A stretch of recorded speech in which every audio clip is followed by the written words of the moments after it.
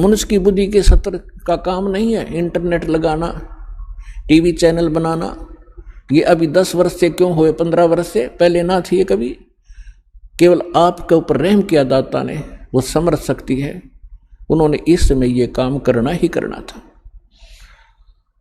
तो दास ने ये कहा कि आज तक जितने भी ऋषि महर्षि हुए हैं ये सभी अज्ञानी थे, इनको कख भी पता नहीं था वेदों और गीता और हमारे सदग्रंथों का। ये समय रह कर आपको बहुत बार प्रमाणित भी किया, समय आने पर इस सत्संग के दौरान भी समय लगा तो प्रमाण दिखाएंगे। आज का जो विषय है वो अलग है। तो चुनक नाम का ऋषि था, उन्होंने वेदों में पढ़ लिया। यजुर्वेद अध्याय नंबर 40 के मंत्र नंबर 15 में लिखा है कि वायु अनिलम अथिदम भस्मांतम शरीरम ओम करतो सुमर किलबे सुमर और करतुम सुमर। ओम नाम का जाप काम करते करते सिमरण करो, विशेष कसक के साथ सिमरण करो, यानी श्रद्धा के साथ। और मनुष्य जीवन का प्रथम कर्तव्य जानकर ओम नाम का जाप करो। अब यहां इन ऋषियों ने इससे निष्कर्ष निकाल दिया कि उस पूर्ण परमात्मा का ओम मंत्र है, क्योंकि वेदों में और अन्य कोई मंत्र का निर्देश संकेत नहीं है, स्पष्ट नहीं है। इसलिए इन्होंने यजुर्वेद अध्याय नंबर 40 के मंत्र नंबर 15 से ओम नाम ले लिया और ये पूर्ण ब्रह्म का मान लिया। अब ये इनकी सबसे बड़ी अज्ञानता रही है ऋषियों की। इन्होंने यजुर्वेद अध्याय नंबर 40 के श्लोक नंबर 17 को भी पढ़ा होगा, पर वो समझ नहीं सके। उसमें वेद ज्ञानदाता कहता है कि वो पूर्ण परमात्मा, पूर्ण ब्रह्म, पूर्ण पुरुष, वो तो गुप्त है, परोक्ष है, और मैं ब्रह्म हूं, मेरा ओम नाम है और मैं ब्रह्मलोक में रूपी दिव्य आकाश में रहता हूं।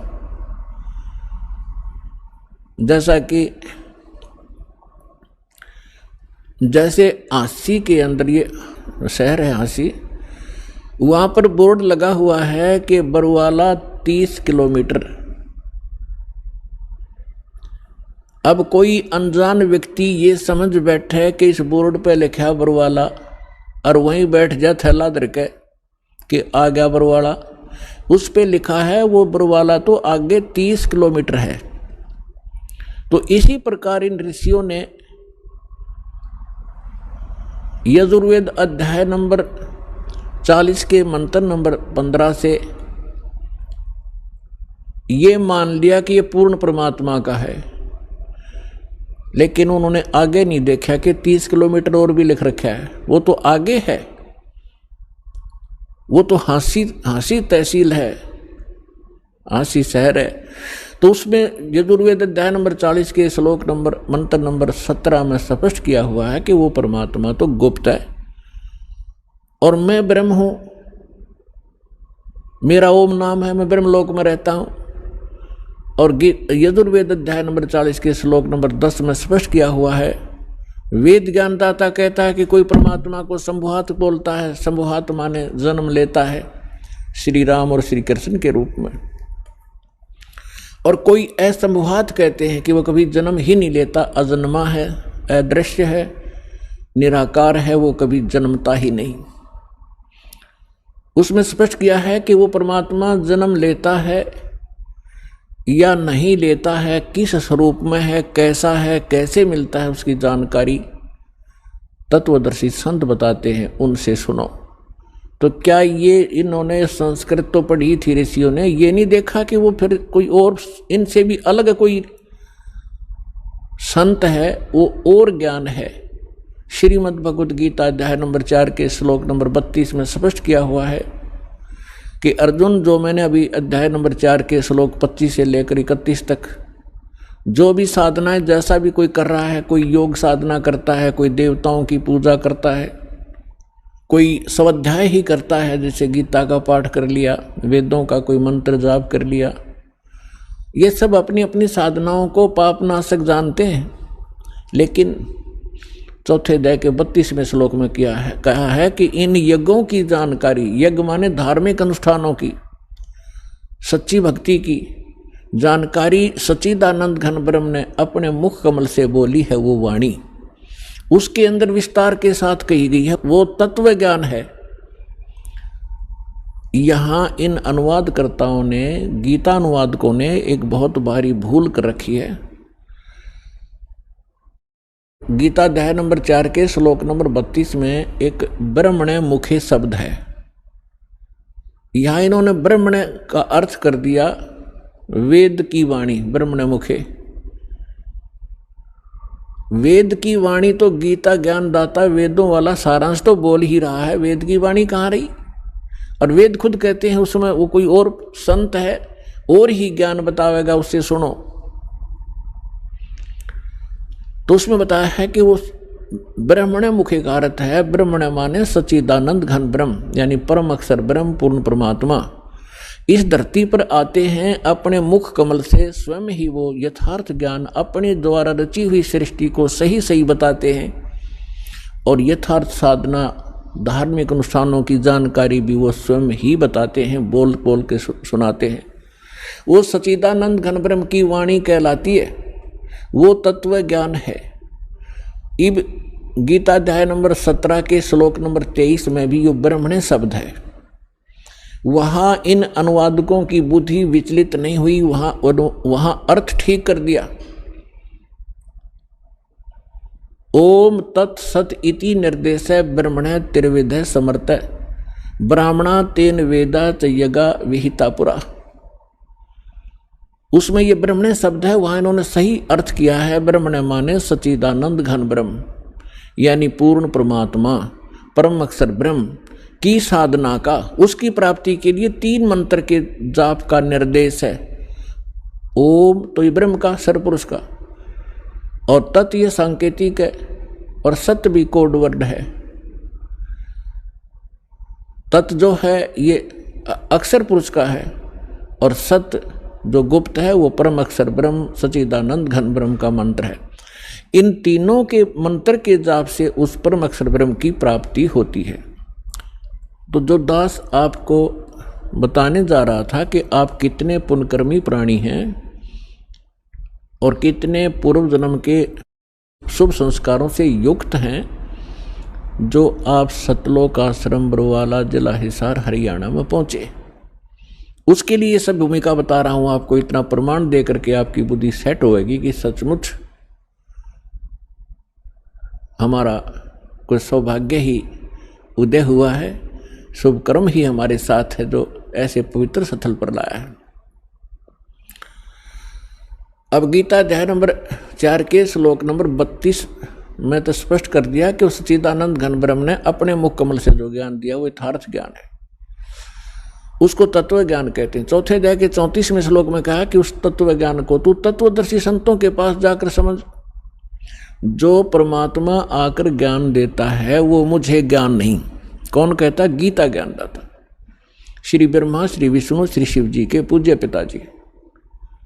और उस ज्ञान को किसी तत्वदर्शी संत से पूछो तो इससे सिद्ध है कि वो वेद ज्ञान से भी भिन्न ज्ञान है, और गीता के ज्ञान से भी वो भिन्न है। नहीं तो गीता जी में एक अध्याय और लिख देता हो कि ये है वो तत्व ज्ञान, 19वां अध्याय और बना देते। नहीं, उनको पता नहीं। तो उसको तत्वदर्शी संत ही बताते हैं। अब तत्वदर्शी संत की पहचान बताई है 15वें अध्याय के प्रथम मंत्र में श्रीमद् भगवत गीता में, कि जो संत इस उल्टे लटके हुए संसार रूपी वृक्ष के पत्तों से लेकर मूल तक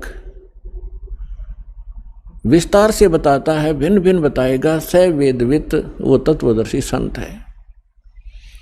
वह वेद के तात्पर्य को जानने वाला है। तो परमेश्वर स्वयं आते हैं, जैसे अभी आपको बताया कि सच्चिदानंद घन ब्रह्म यानी पूर्ण परमात्मा अपने मुख कमल से ही यथार्थ ज्ञान बताते हैं। उन्होंने 600 वर्ष पहले यह ज्ञान कहा था कि अक्षर पुरुष एक पेड़ है, जैसे आपको बहुत बार पेड़ का चित्र दिखाया है, संसार रूपी वृक्ष का, जो जमीन से बाहर दिखाई देता उसको वृक्ष बोलते हैं, पेड़ बोलते हैं। तो परमात्मा ने स्वयं आकर इस संसार रूपी वृक्ष के विषय में जानकारी दी थी, क्योंकि वो सृष्टि रचनहार हैं। 600 वर्ष पहले जिनको अज्ञानी और अशिक्षित कहा जाता था, जुलाहा धाणक एक शूद्र नाम से पुकारा जाता था, वो परम पिता थे, वो परम अक्षर ब्रह्म थे। हमारी बुद्धि बालकों वाली है, हम भगवान को समझ नहीं पाए। और विशेष रोल रहा हमारे धर्म गुरुओं का, जिन्होंने हमारे अंदर आंखों में अज्ञानता का मोतिया बंद कर दिया था। उस समय 600 वर्ष पहले परमात्मा कबीर जी ने कहा था कि अक्षर पुरुष एक पेड़ है, सरपुरुष वाकी डार, सरपुरुष कहो ज्योत निरंजन कहो, और तीनों देवा शाखा हैं, ये पात्र रूप संसार है। और मूल स्वयं है। वो मूल बताने के लिए इस दास की सेवा दी है कि वो मूल कौन है। गीता अध्याय नंबर 15 के श्लोक नंबर 16 और 17 में 3 पुरुष हैं, सरपुरुष, अक्षर पुरुष। और 17वें श्लोक में कहा कि उत्तम पुरुष तो अन्य परमात्मा इति उदाहरत, यह लोकतरम अविश्य विवर्ती अवैश्वर है। वो परम अक्षर ब्रह्म है और वही तीनों लोकों में प्रवेश करके सबका धारण पोषण करता है। वो वास्तव में अविनाशी भगवान है। तो कहने का तात्पर्य यह है कि फिर तत्वदर्शी संत की पहचान क्या है। प्रथम पहचान तो यह है कि सतगुरु के लक्षण कहूँ मधुरे बैन विनोद, 4 वेद 6 शास्त्र वो कहे 18 बोध। यानी वो परमात्मा का जो कृपा पात्र होगा वही सतगुरु होते हैं और वही तत्वदर्शी संत होते हैं, और वो सभी सदग्रंथों के यथार्थ ज्ञान से युक्त होते हैं। तो परमात्मा तो सारे सब कुछ जानकार हैं, सर्वज्ञ हैं, और फिर इस दास को वो ज्ञान युक्त बनाकर आप पुण्यात्माओं पर मेहर की परमेश्वर ने। अब जो प्रसंग चल रहा है, तो इन ऋषि महर्षियों ने वो तत्वदर्शी संत सतगुरु नहीं मिले, और इन्होंने स्वयं निष्कर्ष निकाल लिया कि ओम नाम का जाप सबसे उत्तम है और यही परम मंत्र है। इन्होंने आसी को बरवाला मान लिया और बोर्ड के पास बैठ गए। आगे नहीं पड़ा कि 30 किलोमीटर और है आगे, वो है वस्तु जहाँ सत्संग होता है। अब दया करी है दाता ने इस दास के ऊपर कि 30 किलोमीटर आगे ये रास्ता है और वहाँ ऐसी सुविधाएं प्राप्त हैं, ऐसा ज्ञान प्राप्त है। तो क्या है वो, तो इन ऋषियों को ज्ञान हुआ नहीं। चुनक जैसे ऋषि, वो महापुरुष परमात्मा पाने के लिए तड़प उठे। उनको ये ज्ञान हो गया कि इन देवी देवताओं की पूजा से कोई बनने वाला नहीं है, और उनको ये ज्ञान हो गया कि पूर्ण परमात्मा से ही पूर्ण मोक्ष होगा। उनका दुर्भाग्य था कि उनको तत्वदर्शी संत ना मिलने से उन्होंने ब्रह्म को और उसके ओम नाम को सुप्रीम गॉड मान लिया और श्रेष्ठ परम मंत्र मान लिया। ओम नाम का जाप, वेदों के अंदर ओम नाम के अतिरिक्त कोई मंत्र नहीं है। श्रीमद् भगवत गीता में भी ओम के अतिरिक्त कोई मंत्र नहीं है। जितने भी ये पुराण हैं ये गॉड गिवन नहीं है, ये ऋषि महर्षियों के अपने अनुभव हैं। जैसा उन्होंने परमात्मा को, जैसे उन्होंने डले डोए, वो अनुभव उसमें लिख रखा है। लेकिन जो वेद से नहीं मेल खाता वो व्यर्थ है। ओम नाम के अतिरिक्त कोई मंत्र किसी भी जाप उसमें सदग्रंथों में नहीं है, और उसके अतिरिक्त किसी पुराणों के अंदर कोई अन्य मंत्र हैं तो वो यदि वेद से मेल नहीं खाते हैं तो हमें वो हानिकारक हैं। वो आन उपासना है, वो शास्त्र विधि को त्याग कर मनमाना आचरण होता है, जो गीता अध्याय नंबर 16 के श्लोक नंबर 23 और 24 में मना किया है कि जो शास्त्र विधि को त्याग कर मनमाना आचरण करते हैं उनको न तो कोई सुख होता है, ना कोई उनकी को सिद्धि प्राप्त होती है, और न ही उनकी परम गति होती है, अर्थात यूजलेस। इससे तेरे लिए अर्जुन कर्तव्य और अकर्तव्य की व्यवस्था में 24वें श्लोक में कहा, 16वें अध्याय के कर्तव्य और अकर्तव्य की व्यवस्था में अर्जुन शास्त्र ही प्रमाण है, किसी व्यक्ति विशेष के कहने से भ्रमित ना होना। तो पुण्यात्माओं, दास वो साधना आपको दे रहा है जो हमारे सदग्रंथ गवाह हैं जिनके, और उसी से मोक्ष संभव है। और इसके साथ साथ जिन महापुरुषों का मोक्ष हुआ उन्होंने कौन से मंत्र, कौन सी साधना की, वो भी रूबरू कर रहा हूं, जिससे आपको दृढ़ विश्वास हो और आप अपना आसानी से कल्याण करा सकें। क्योंकि हम साधना बहुत की आपने, आज के नहीं हो, आपने सतयुग त्रेता द्वापर में भी बहुत गने तप, बहुत गने जप, इन नकली मंत्रों के और हठ योग किए हैं। परमात्मा के बिना ये आत्मा उसी दिन से तड़फ उठी थी जिस दिन से उससे बिछुड़ कर आई थी। क्योंकि जो सुख सतलोक के अंदर था, इसको यहाँ कहीं प्राप्त नहीं हुआ। राजा बनकर देख लिया, रंग अपने आप ही बन जाता है, और फिर सेठ साहूकार बनकर भी देख लिया, वो सुख नहीं मिला। क्योंकि जो सुख है वो इस 21 ब्रह्मांड में उसका नाम निशान नहीं है। जिस सुख की हम खोज कर रहे हैं वो सुख वहां मिलेगा जहां वो सुख है, सतलोक के अंदर। अब कोई खल की बोरी में और खांड का टेस्ट ढूंढ रहा है तो चेक आखिरी तक खोज लिए, उसकी तली तक भी खड़ ही मिलेगी। इसी प्रकार बोरी, जो खांड की बोरी, बूरा की बोरी के अंदर आप पहुंचोगे तो कहीं से भी निकाल लेना, मीठी ही मीठी होगी। इसी प्रकार सतलोक एक सुख सागर है, जहाँ आप पहले रहा करते थे। वहाँ मृत्यु नहीं, वहाँ वृद्ध अवस्था नहीं, वो जंत्र, ये नाड़ी तंत्र से बना हुआ वहाँ का शरीर नहीं, बहुत सुंदर एक तत्व से बना हुआ नूरी शरीर आपका होगा। सदा युवा रहोगे, मृत्यु नहीं होती, परिवार ज्यों का त्यों होगा। उसकी डुप्लीकेट ज्यों की तो नकल है ये सृष्टि यहाँ की, लेकिन ये मिट्टी से बने हुए खिलौने हैं। वो अजर व अमर शरीर प्राप्त होंगे आपको, और आप ऐसे ही प्राप्त थे पहले। अपनी गलती से हम यहाँ फंस गए, अब आपको पता चलेगा कि हम कैसे फंसे। जैसे सृष्टि रचना में दास आपको सुनाता है, जो परमेश्वर ने स्वयं आकर हमें यहाँ सुनाई और बताई है। अब जो प्रसंग चल रहा है कि इन ऋषियों ने जो डले ढोए, इनको सतगुरु नहीं मिले। इन ऋषियों ने जो साधनाएं की, एक तो वेदों को आधार माना, और वेदों को समझ नहीं सके, क्योंकि परमेश्वर ने आकर स्वयं बताया है कि गुरु बिन काहुन पाया ज्ञान, जो थोथा बुस छेड़े मूढ़ किसाना। गुरु बिन वेद पढ़े जो प्राणी, समझन सार रहे अज्ञानी। ये जितने भी ऋषि थे, इनको सतगुरु मिले नहीं। इन्होंने वेदों को सब पढ़ा, लेकिन ये सार नहीं समझ सके इस वेदों का, इसलिए आज तक ये अज्ञानी स्वयं रहे और अपने फॉलोअर को भी उसी अज्ञान से परिपूर्ण कर दिया। और जिसका खामियाना आज तक ये मानव समाज भोग रहा है, भर रहा है। परमात्मा आए, उनको रिजेक्ट करवा दिया नकली ऋषि, महर्षि और मंडलेश्वरों ने, ये कहकर के ये ज्ञानी है, अशिक्षित है, क्या जाने वेदों और ग्रंथों के गूढ़ रहस्यों को, संस्कृत आती नहीं। और वो संस्कृत के मास्टर कहलाते थे। पुण्यात्माओं, भाषा का जो योगदान है वो सीमित है। अब कोई संस्कृत भाषा जानता है तो इंग्लिश नहीं आती तो अविद्वान हो गया वो। और परमात्मा सर्व भाषाओं के ज्ञाता है।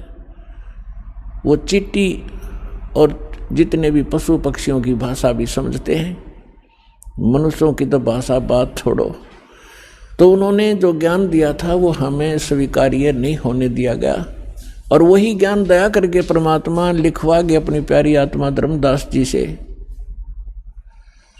और वो आज हमारे लिए प्रमाण है, उनके अंदर लिखा हुआ वही ज्ञान आज हमारे उन आदरणीय सदग्रंथों में विद्यमान है, जिनको हम सत्य माना करते थे, सर्वोद्धार्य मानते थे, वेद गीता पुराणों के अंदर। तो वो भगवान थे अशिक्षित होते हुए, और इन सब ग्रंथों का के अंदर का ज्ञान वो हमें बताकर चले गए सिंपल लैंग्वेज में। तो वो भी भाषा है, एक संस्कृत भी भाषा है। भाषा का काम अपने विचारों को दूसरे तक पहुंचाना मात्र होता है। अब जैसे संस्कृत भाषा में सभी जो हमारे पूर्व के धर्मगुरु थे, हिंदू धर्म के धर्मगुरु, वो केवल संस्कृत भाषा ही बोला करते थे। सदग्रंथों को उन्होंने रट रखा था, चारों वेदों को भी घोट लिया था, चतुर्वेदी कहलाते थे। 3 वेदों को भी कंठस्थ याद कर लिया था, त्रिवेदी कहलाते थे। लेकिन कख भी पता नहीं था, वो तो गधे की तरह लद्दे अंडे थे। जैसे परमात्मा कहते हैं, पीठ मनुखा दाखल दिए कर्रा खात बबूल। जैसे ऊंट के ऊपर मनुखा दाख लाद रखी थी और वो स्वयं झाड़ों में मुंह फुड़वा रहा है, और उसके पीठ के ऊपर कितनी अनमोल वस्तु रखी है, कितनी मीठी वस्तु रखी है, उसका उसे ज्ञान नहीं। इसी प्रकार हमारे जितने धर्मगुरु थे, इन सदग्रंथों को ये कंठस्थ याद कर लिया करते थे, लेकिन खाते थे झाड़ बोझड़े, यानी आन उपासना ही किया करते थे। अब जैसे ये हठ योग जो तप किया इन ऋषियों ने, ये कहाँ से बकवाद भाई इनको। इस काल भगवान ने एक चिंता बनी रहती है, काल भगवान को, ब्रह्म को, जिसके 21 ब्रह्मांड में हैं और उसमें से एक ब्रह्मांड में हम रह रहे हैं।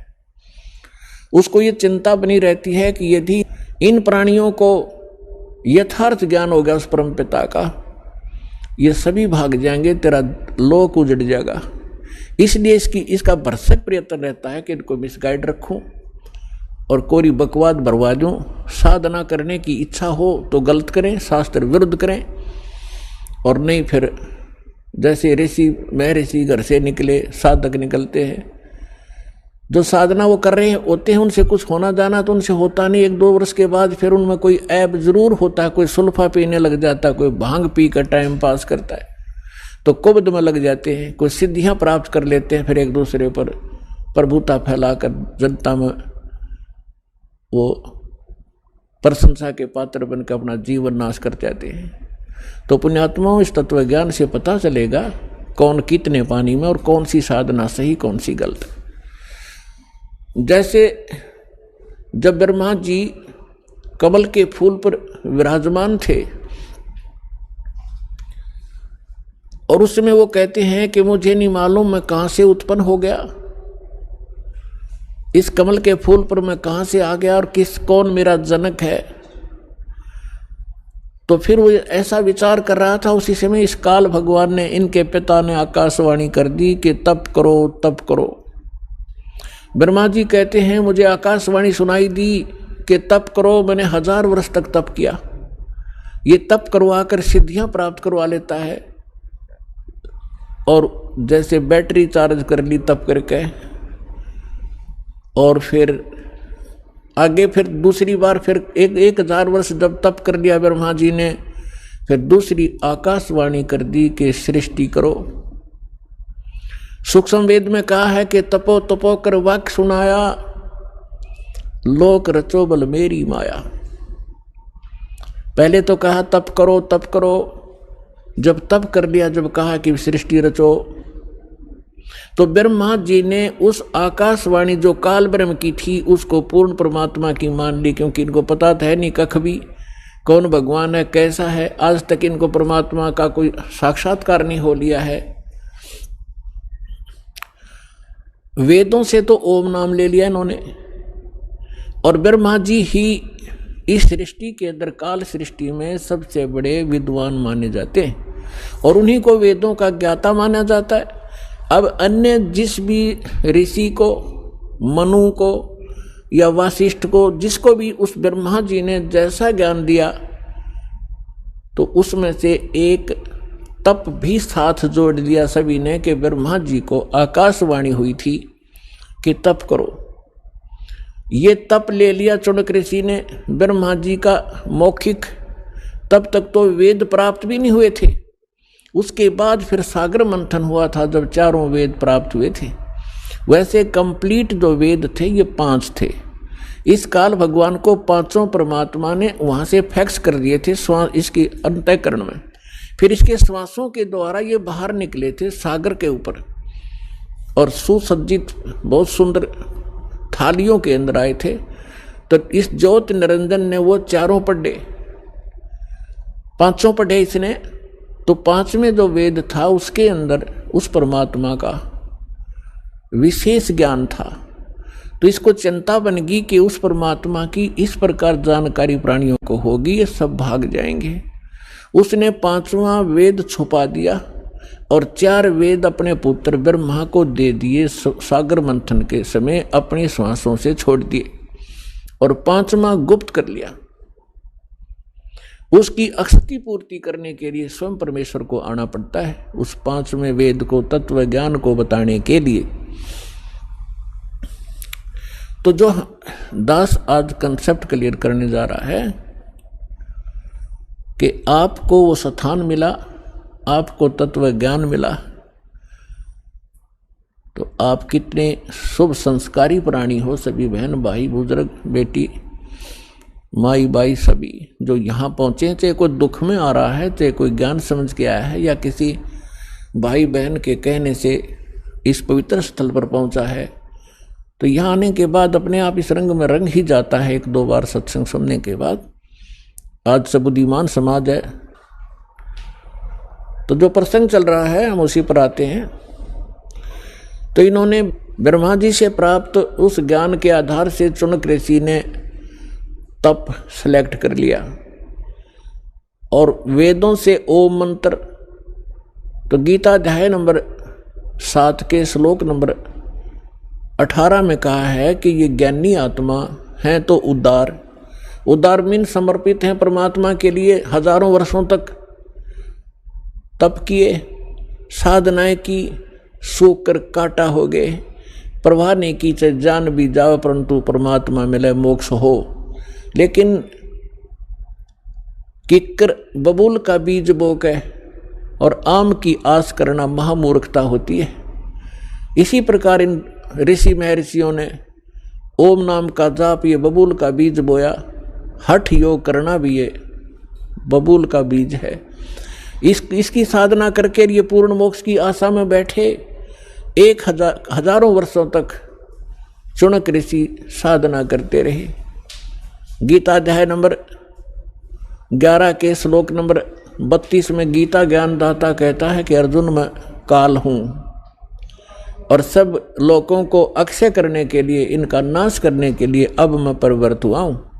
तो श्री कृष्ण जी तो पहले ही विद्वान थे श्री अर्जुन के साथ, क्योंकि उसके रिलेटिव थे, अर्जुन के साले थे श्री कृष्ण भगवान।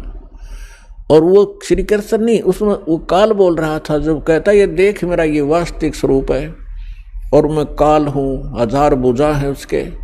और गीता अध्याय नंबर 11 के श्लोक नंबर 21 में अर्जुन कह रहा है कि भगवान आप तो इन सभी ऋषियों को खा रहे हो, सभी देवताओं को भी खा रहे हो, सिद्धों के समुदाय आपके सामने हाथ जोड़कर खड़े हैं और वेदों के सूक्तों से आपकी ही स्तुति कर रहे हैं, और आप उनको भी खा रहे हैं।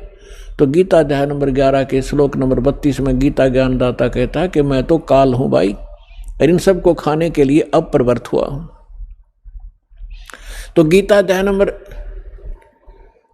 11 के श्लोक नंबर 47-48 में ये गीता ज्ञानदाता कहता है कि ये मेरा वास्तविक रूप है, मैं ऐसा हूं जो अब तुम्हें दिखा है, और मेरे इस रूप के दर्शन तेरे अतिरिक्त पहले कभी किसी ने नहीं हुए और आगे नहीं हो सकते।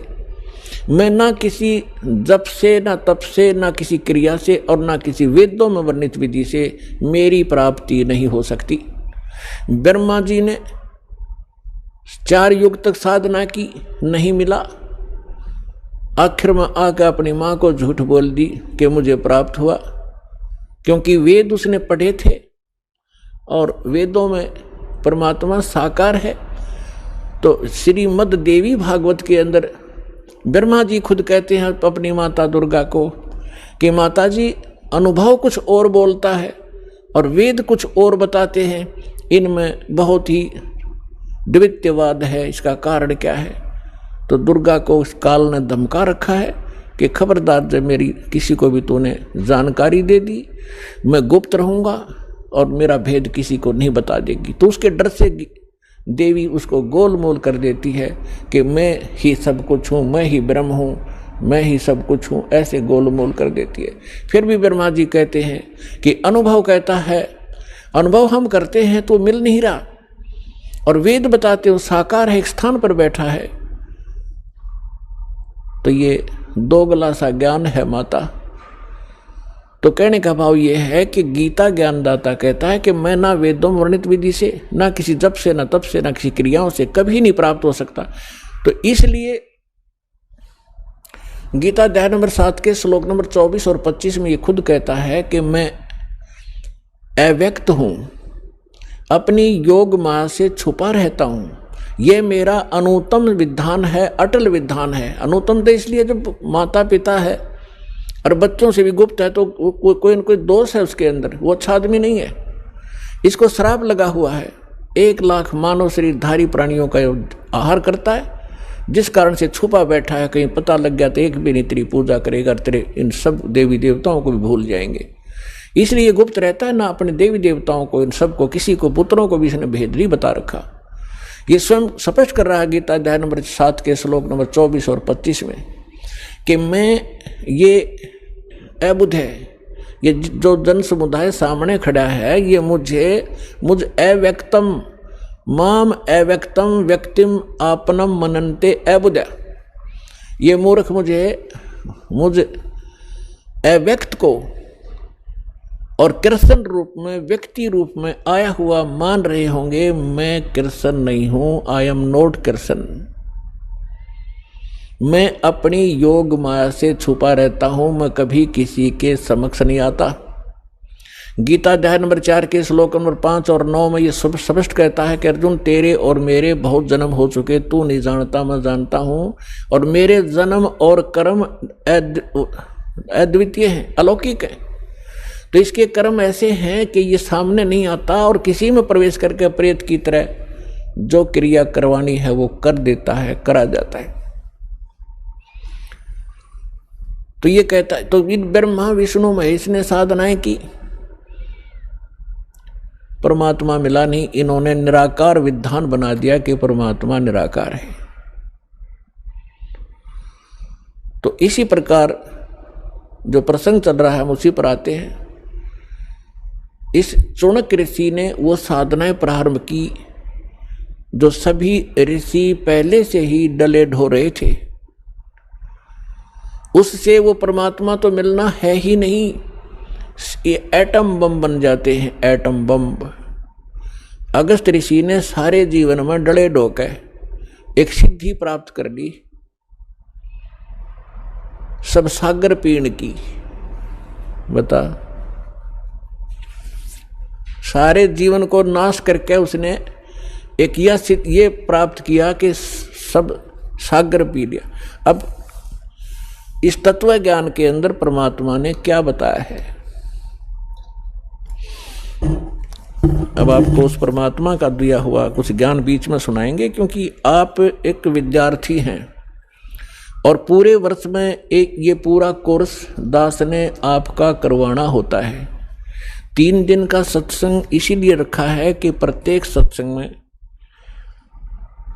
श्रद्धालु भी बदल जाते हैं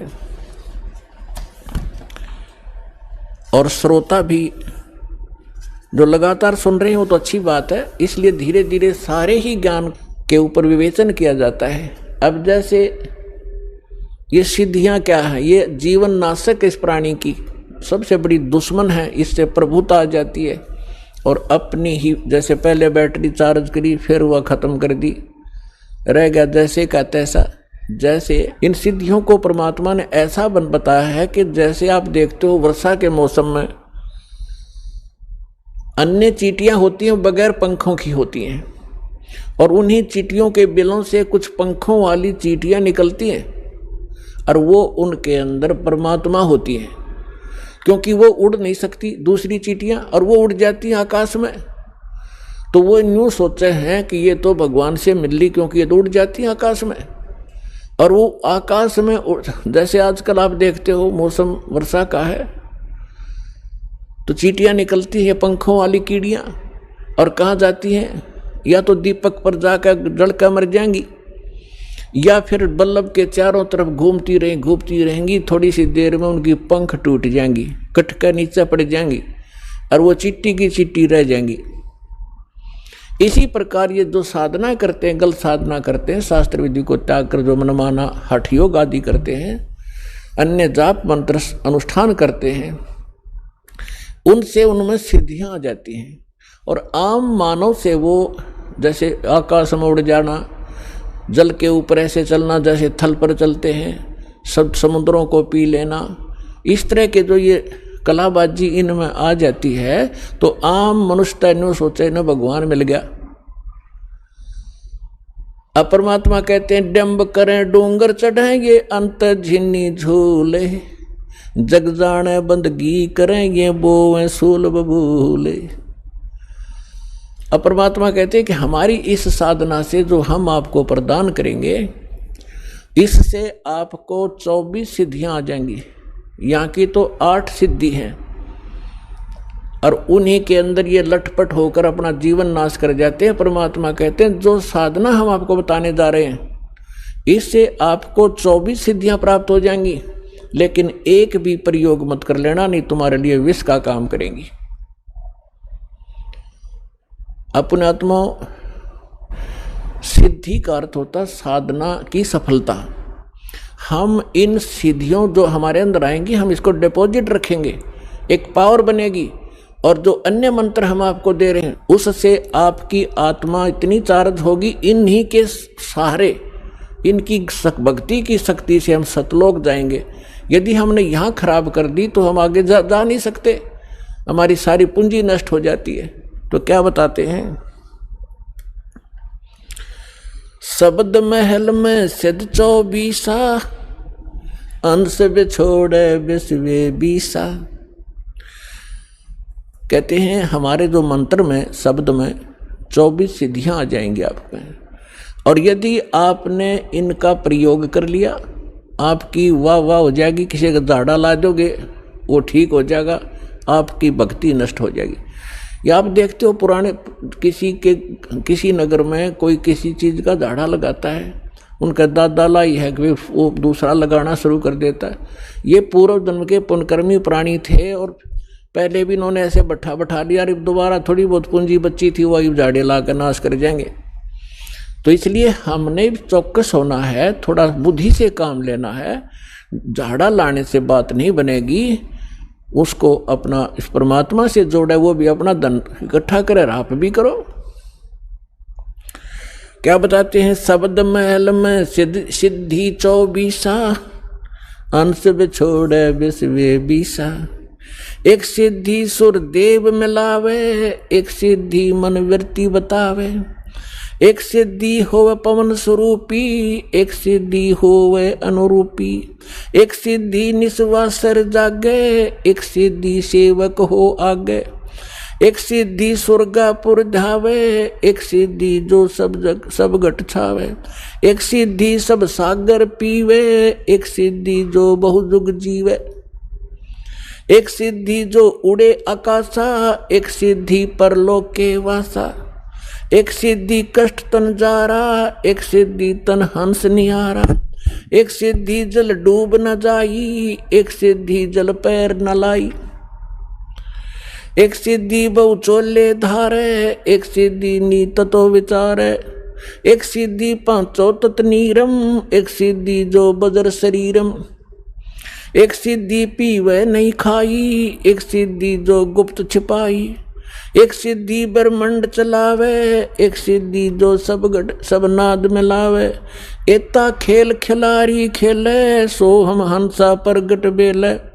24 को ना दिल चावे, सो हंसा शब्द अतीत कहावे। प्रासिद्धि पूर्ण पटरानी, सतलोक की कहूँ निशानी। सतलोक सुख सागर पाया, सतगुरु भेद कबीर लखाया। परमहंस पे खो परवाना, जन कहते दास गरीब दीवाना। अब आदरणीय गरीबदास साहिब जी गांव छुड़ानी जिला दद्दर वाले, इनको परमेश्वर मिले थे स्वयं आकर के गांव छुड़ानी के जंगल में, खेतों में, जहां ये अपने अन्य सहयोगी साथी ग्वालों के साथ, अन्य पालियों के साथ वहां गौ चरा रहे थे। 10 वर्ष के बालक थे। और परमात्मा का विधान है जो ऋग्वेद मंडल नंबर 9 सूक्त 86 के मंत्र 26 और 27 में, ऋग्वेद मंडल नंबर 9 सूक्त 82 के मंत्र 1, 2, 3 में, ऋग्वेद मंडल नंबर 9 सूक्त 54 के मंत्र 3 में, ऋग्वेद मंडल नंबर 9 सूक्त 20 मंत्र 1 में, ऋग्वेद मंडल नंबर 9 सूक्त 1 मंत्र 8 और 9 में, ऋग्वेद मंडल नंबर 9 सूक्त 94 के मंत्र 1 में, ऋग्वेद मंडल नंबर 9 सूक्त 95 के मंत्र 2 में, ऋग्वेद मंडल नंबर 9 सूक्त 96 के मंत्र 16 से लेकर 20 में, और भी अनेक स्थानों पर यह स्पष्ट किया है कि परमात्मा ऊपर के लोक में रहता है और वहां से सह शरीर गति करके आता, चल कर आता है। अच्छी आत्माओं को मिलते हैं, उनको तत्व ज्ञान से परिपूर्ण करते हैं, परिचित कराते हैं, और यहां वो परमात्मा आकर के कवियों की तरह आचरण करते हैं। अपने मुख कमल से बोल बोल कर वो यथार्थ ज्ञान उच्चारण करते हैं, जिस कारण से वे प्रसिद्ध कवि की भी उपाधि प्राप्त करते हैं। तो पुण्यात्माओं, इसी आधार से वो परमेश्वर इस कलयुग के अंदर गांव छुड़ाने जिला जंजर हरियाणा प्रांत में आदरणीय गरीबदास साहिब जी उस अच्छी आत्मा, नेक आत्मा, दृढ़ भक्त को मिले, सतलोक लेकर गए और सब ब्रह्मांडों से परिचित कराया। ब्रह्मा विष्णु महेश के लोक दिखाए, धर्मराज का लोक दिखाया, नरक और स्वर्ग दिखाए, देवी देवताओं की सतिथि दिखाई, और ये पितृभूतों का लोक, जो पितृलोक, वो दिखाया। फिर काल जहाँ 1 लाख मानव शरीरधारियों को भून कर खाता, वो तपतशिला दिखाई। फिर 11वां द्वार पार करके अक्षर पुरुष के लोक में 21 सातसंग ब्रह्मांडों को पार करके फिर भंवर गुफा से होते हुए 12वां द्वार पार करके सतलोक में पहुँचे, जहाँ परमात्मा का निज स्थान है और आप और हम सभी वहाँ रहा करते थे। वहाँ आपके आज भी ज्यों के तुम महल बरकरार हैं। आपका बहुत बड़ा स्थान है, हरे भरे वहाँ पर फलदार वृक्ष हैं, सदाबहार वृक्ष हैं, और वहाँ किसी चीज़ का भाव नहीं, वहाँ जन्म मृत्यु नहीं होता, वहाँ पर वृद्धावस्था नहीं है, वहाँ मृत्यु नहीं है। आपका ज्यों का तो परिवार जुड़ेगा। जैसे अब आपके शरण में, आपके घर पर जितने भी आपके बच्चे जन्म लेंगे, वो आपकी पुण्य आत्मा होंगी और आप पहले वहाँ चले जाओगे। इसी प्रकार से वो, इसी साधना से वो भी आपके पास वहाँ पहुँचेंगे और आपका फिर ज्यों का त्यों एक परिवार जुड़ेगा। अपने आत्माओं, जिस लोक में आप रह रहे हो, यो लोक रहने का है। हमारी इस काल ने घनी भांग प्या रखी है और हम इसी में मस्त, हमने ज़्यादा दिखाइए नहीं देता। अब आपका परिवार है, आपके बच्चे हैं, रिश्तेदार हैं, भाई बहन, पति पत्नी, आपको कितने प्यारे लगते हैं। और जो मकान बनाकर आप आराम से रह रहे हो, कितना अच्छा लगता है। और 1 सेकंड में मृत्यु हो जा तो खा कहिए, ये क्या है, आपका है, काया तेरी है नहीं, ये माया कहाँ से हो। परमात्मा कहते शरीर तेरा नहीं, और तू चिपका बैठा प्लाटा गए और कोठी और बंगला गए, फैक्ट्री और इनके, कहाँ मती मारेगी तुम्हारी। क्योंकि ये ज्ञान की कमी के कारण हम यही चिपक गए। और वहाँ जाएंगे हम, कभी मृत्यु नहीं, वृद्धावस्था नहीं, कोई वृद्ध होना नहीं चाहता और कोई मरना नहीं चाहता। अंतिम सांस तक भी न सोचे, एक सांस हो राजा भगवान, 10 दिन और मिल जाएं और फिर भी मृत्यु होगी। तो ऐसे लोक में हम रह रहे हैं। तो ये मृत्यु तो यहाँ डेफिनेट है, लेकिन इस मृत्यु से पहले जो क्रियाएं दास आपको बताएगा, ये कर लेना बस, और फिर मालिक पर छोड़ देना। आप सतलोक चले जाओगे, वहाँ जाने के बाद फिर पुनर्जन्म आपका नहीं होगा। कहते हैं भक्ति बीज होए जो हंसा, और तारों तास के 71 वंशा। 101 पीढ़ी पार होगी आपकी, जब सच्चे दिल से लगे रहे आप, क्योंकि आप दृढ़ होगे तो आपके बच्चे दृढ़ होंगे।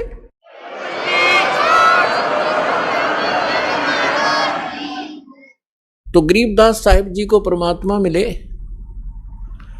उन्होंने फिर ये बताया कि इस जो मंत्र मुझे मिला है और यही आपको प्राप्त जब हो जाएगा, इसमें क्या बताया, शब्द महल में सिद्धि 24, अंश बिछोड़े विश्वे बीसा। ये 24 सिद्धि हैं भक्ति इस मार्ग में। और जो इसको दुरुपयोग करेगा, इन सिद्धियों को प्रयोग करेगा, लोग दिखावा करने लग गया, तो परमात्मा से दूर हो जाओगे। एक सिद्धि सुर देव मिलावे, एक सिद्धि मन वृत्ति बतावे, ये सिद्धियां हैं। एक सिद्धि हो पवन स्वरूपी, एक सिद्धि हो वे अनुरूपी, एक सिद्धि निस्वासर जागे, एक सिद्धि सेवक हो आगे। एक गोहाना के पास गांव है खेड़ी दमकन, वांस दास के मामा का गांव है वो, वहाँ हम जाते रहते थे। तो वहाँ के व्यक्ति क्या बताया करते थे कि यहाँ एक नेकी राम नाम के कबीर पंथी थे। अब ये फीत तलाव कबीर पंथ की ढोवन डले, तो उसकी क्या बताया, वहाँ एक आश्रम बना हुआ है नेकी राम जी का, और वो नेकी राम जी थे गीसा दास साहिब जी के शिष्य। लेकिन गीसा दास साहिब जी की साधना वो थी जो परमेश्वर ने बताई थी, और नेकी राम जी पूर्व जन्म के कोई साधक तपस्वी थे, लेकिन वो पुरानी बीमारी साथ रहती है। जो गुरुदेव से वो पूर्ण मंत्र तो उनको मिले नहीं थे, किसी को दिया नहीं उन्होंने, लेकिन अन्य जो साधना बताई थी वो भी उनका कल्याणकारक थी, ताकि उनको मनुष्य जीवन मिलते रहते, इस समय तक वो आ जाते। ऐसी साधना ये संत हमें दे कर गए थे। उसने वो भी छोड़ दी और वो पुरानी बीमारी ला ली, तप करने लग गए। उस तप से उसमें सिद्धि आ गई, सारी रात मतलब सोता नहीं थे वह। तो उस आश्रम के निर्माण की कथा सुनाया करते हैं वो वहाँ के व्यक्ति के नेकी राम जी यहाँ बनी में आकर बैठे थे वृक्ष के नीचे, और साधु संत के रूप में थे। गांव वालों ने देखा, एक दिन देखा, 2 दिन देखा, 10 दिन देखा कि भी महात्मा दिन रात जागता है, सोता नहीं है। एक चर्चा का विषय बन गए। लोगों ने रात को छुप कर देखा, दिन में उसके पास बैठे रहते, ड्यूटी लगा दी, वह तसल्ली करो, पूरी जांच करो। तो उन्होंने 1 महीने तक देखा, वो सोया नहीं। इसी बात से वो महात्मा पाक गया, आश्रम बना दिया और पूजा शुरू होगी। खाकता फिर वो, ये घोड़े सारे दिन रात जागेंगे, मोक्ष हो जाएंगे। तो ये सब बगैर ज्ञान, बिना ज्ञान के हम ऐसे डले ढोरे थे। एक सिद्धि निस्वासर जागे, एक सिद्धि सेवक हो आगे, एक सिद्धि सुरगापुर धावे, एक सिद्धि जो सब गच्छावे। अब जैसे ये गोपी चंद और भर्तरी जी को हमारे हिंदू समाज में मानते हैं कि ये मुक्त हो गए, ये पार हो गए, पार नहीं हुए, ये ताड़ यहीं पर भटक रहे हैं। जैसे एक सिद्धि सुरगापुर धावे, अब इसी ऐसी सिद्धि हो जाती है इनकी मृत्यु के उपरांत ये स्वर्ग में भी जा सकते हैं और वहाँ से यहाँ भी आ सकते हैं और अपना जीवन नाश ही कर रहे हैं।